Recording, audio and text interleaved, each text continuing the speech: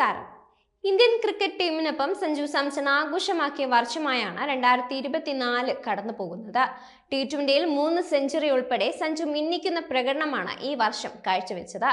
അതുകൊണ്ട് തന്നെ സഞ്ജുവിന് വരുന്ന വർഷവും വാനോളം പ്രതീക്ഷയാണുള്ളത്. ചാമ്പ്യൻസ് ട്രോഫിയും ഇംഗ്ലണ്ട് പരമ്പരയും IPLും അടക്കം വരാനിരിക്കെ സഞ്ജു കസറിയടിക്കുമെന്നാണ് എല്ലാവരും വിലയിരുത്തുന്നത്.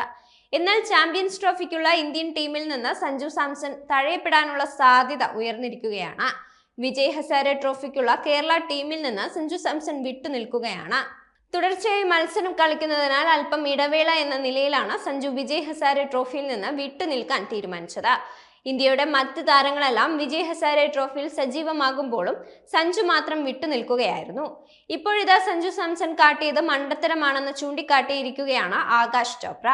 ചാമ്പ്യൻസ് ട്രോഫി വരാനിരിക്കെ വിജയ് ഹസാരെ ട്രോഫിയിൽ നിന്ന് വിട്ടുനിന്നത് മണ്ടത്തരമാണെന്നാണ് ആകാശിന്റെ വിലയിരുത്തൽ. സഞ്ജു സാംസണെ കുറിച്ച് സംസാരിക്കേണ്ട സമയമാണിത്. കാരണം വിജയ് ഹസാരെ ട്രോഫിയിൽ അവൻ കളിക്കുന്നില്ല.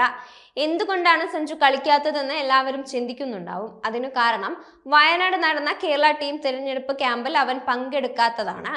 Kerala cricket association വ്യക്തമാക്കിയതാണിത്.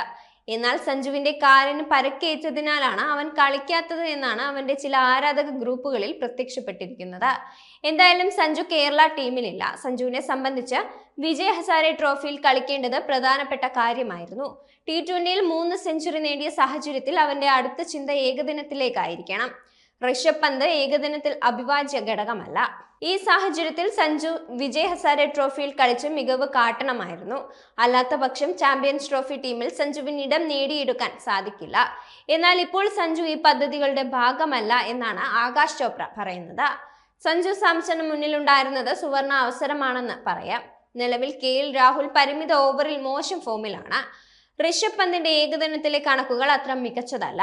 ഈ സാഹചര്യത്തിൽ സഞ്ജുവിന് ഏകദിന ടീമിൽ ഇടം പിടിക്കാൻ അവസരമുണ്ടായിരുന്നു.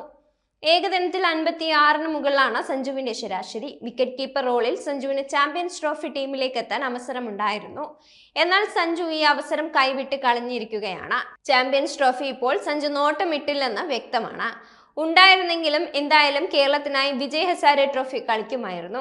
എന്നാൽ സഞ്ജു ടൂർണമെന്റിൽ നിന്ന് വിട്ടുനിൽക്കാൻ തീരുമാനിച്ചത് തന്നെ ചാമ്പ്യൻസ് ട്രോഫി സീറ്റ് നോട്ടമില്ലെന്നത് വ്യക്തമാക്കിയാണ്. സഞ്ജു സാംസണ് T20യിൽ മാത്രം അവസരം നൽകാമെന്ന നിലപാടിലാണ് പരിശീലകൻ ഗൗതം ഗംഭീർ ഉള്ളത്.